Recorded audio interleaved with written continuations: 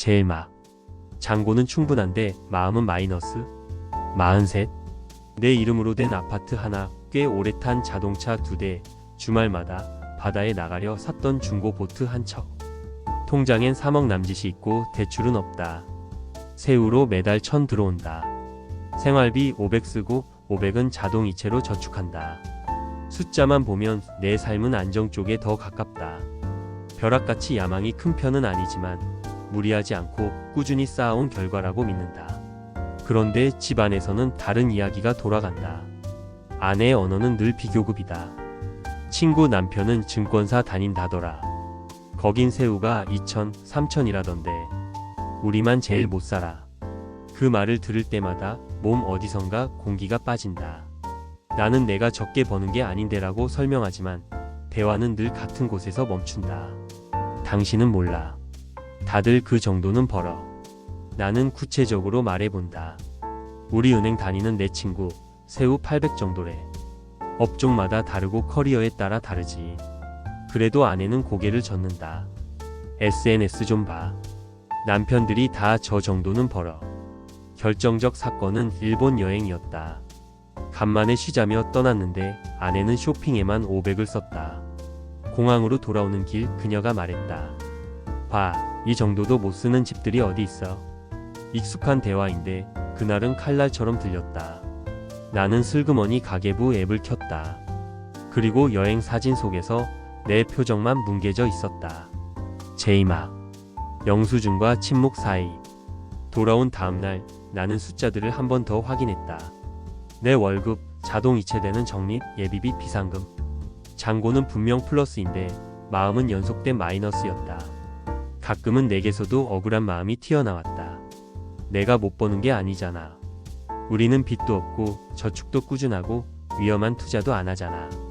하지만 그 말을 꺼낼수록 대화는 분쟁으로 변했다. 아내에게는 사실 확인보다 나의 체면이 더 중요해 보였다. 친구 남편의 연봉, 남의 집 차량 브랜드, SNS 속 명품 가방이 그녀의 좌표였다. 하루는 은행 다니는 친구가 퇴근길에 들렀다. 맥주 한 캔을 따며 그가 웃었다. 증권사도 사람 나름이야. 성과급이 왕창 나오는 사람도 있지만 불규칙하고 스트레스 장난 아니지. 반대로 안정적으로 2, 3천씩 세후로 꽂히는 건 소수야. 알던 이야기지만 누군가 큰 소리로 확인해 주니 묘하게 위로가 됐다. 그렇다고 문제가 해결되는 건 아니었다. SNS 속 남편 자랑은 끊임없이 공급됐다. 여보, 그 집은 이번에 오사카 가서 700 썼대. 그 집은 세컨드 카를 샀대. 나는 숫자 대신 구조를 보기 시작했다. 우리 집의 구조는 비교, 상처, 거리감, 침묵, 위순환이었다. 그 사이에서 나는 더 열심히 벌어야 하는가, 아니면 이 순환을 멈추는 규칙을 세워야 하는가의 기로에 섰다. 내가 먼저 바꿔보기로 했다. 여행 이후 첫 주말 집안 테이블에 얇은 파일 하나를 올려두었다. 표지는 이렇게 적었다. 우리 집 합의서 초안. 아내가 파일을 들추자 나는 차분히 말했다. 우리 돈 얘기를 다시 정의하자. 누가 더 많이 버느냐가 아니라 우리 삶을 어떻게 설계하느냐로. 또 변명하려고? 아니, 규칙을 만들자는 거야. 서로 공정해지는 규칙. 나는 파일을 펼쳤다. 비교 금지 조항, 실명 실수령액이 확인되지 않은 남의 집 언급으로 상대를 비하하지 않는다. 지출 계획.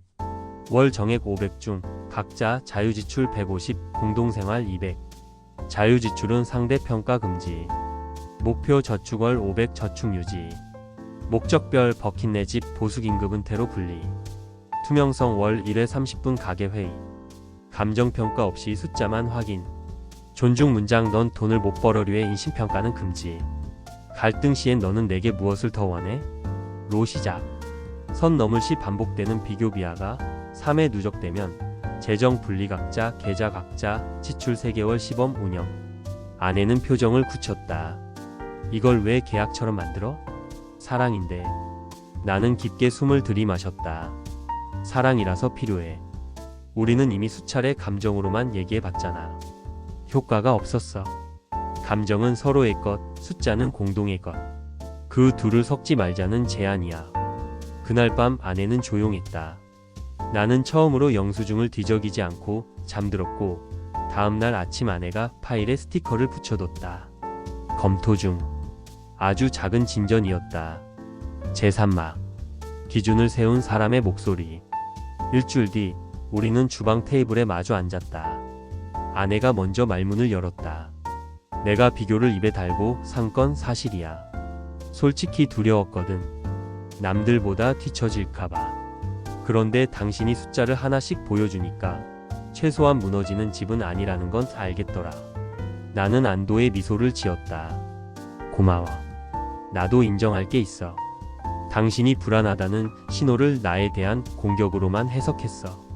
그러니 내가 더 방어적으로 굴었고 우리는 합의서의 항목마다 체크를 했다. 자유지출 150은 서로의 취향을 위한 보험이었다. 이번 일본 쇼핑비 500은 사전 합의 사후 정산으로 바꾸었다. 무엇보다 중요했던 건 말이었다. 못 벌어라는 단정 대신 나는 이런 삶을 원해. 그 목표에 우리가 어디쯤 와 있어? 라고 묻기로 했다. 그럼에도 완벽한 평화는 아니었다. 그 다음 달 아내는 다시 친구의 SNS를 보여주며 말했다. 저 집은 이번에 제주 풀빌라 같대. 우리도 갈래? 나도 모르게 속이 뜨거워졌다. 하지만 이번엔 대본을 바꿨다. 좋아. 우리 목표 저축 500에 영향 없으면 검토하자. 매달 자유지출에서 50씩 합쳐서 100을 여행 적립으로 돌리면 5개월 뒤 500 만들어. 그때 가자.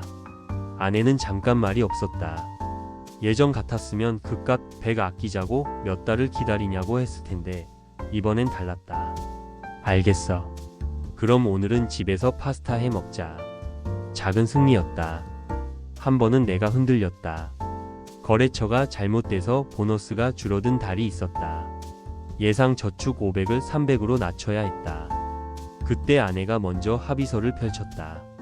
숫자는 공동의 것. 상황 보고 더 아끼면 되지. 그녀가 먼저 그렇게 말해주자 마음이 묘하게 가벼워졌다. 시간이 흘러 우리는 월 30분 대화를 습관으로 만들었다. 표와 그래프가 우리를 덜 싸우게 했다. 아내는 비교 습관을 완전히 끊지 못했지만 최소한 비하를 멈췄다. 그 사이 나는 알게 되었다. 내가 진짜 원했던 건 돈 잘 버는 남편 칭호가 아니라 존중받는 파트너라는 자리였다는 것을. 어느 저녁 우리는 오랜만에 바다에 나갔다. 오래된 보트는 여전히 시동이 까다로웠지만 파도는 잔잔했다. 아내가 물었다. 당신 예전엔 왜 그렇게 억울해했어? 내가 벌어온 숫자보다 내가 어떤 사람인지가 평가당하는 느낌이었거든. 못 버는 남편이라는 단어가 나를 한 줄로 줄여버리니까. 미안해. 나도 내 두려움을 당신에게 떠넘겼어. 우리 이제는 남의 집 영수증 대신 우리의 지도를 보자. 아내는 고개를 끄덕였다. 그래. 그리고 가끔 충동이 올라오면 합의서 6번 조항 전에 내가 먼저 브레이크 잡을게. 밤바다에 바람이 불었다. 나는 엔진을 낮게 두고 별들을 봤다.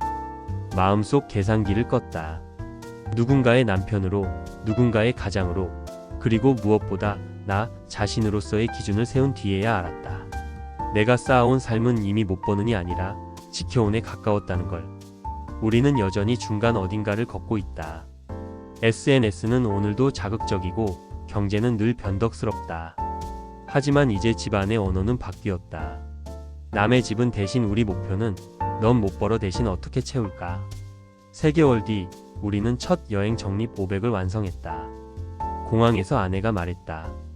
이번엔 내가 지출 노트 맡을게. 나는 웃었다. 숫자가 우리 편이 된 순간 억울함은 삶의 자리를 잃었다. 비교 대신 합의, 체면 대신 계획. 그 단단한 말들 덕분에 나는 비로소 존중받는 남편이자 같이 살아갈 동료가 되었다. 그리고 마음속으로 조용히 덧붙였다. 만약 이 합의가 더 이상 지켜지지 않는 날이 온다면 나는 다시 내 기준을 꺼내 들 것이다. 사랑이란 결국 서로의 브레이크를 아끼지 않고 밟아주는 일. 그 사실을 배운 뒤로 내 통장의 숫자도 우리의 표정도 조금씩 더 단단해졌다.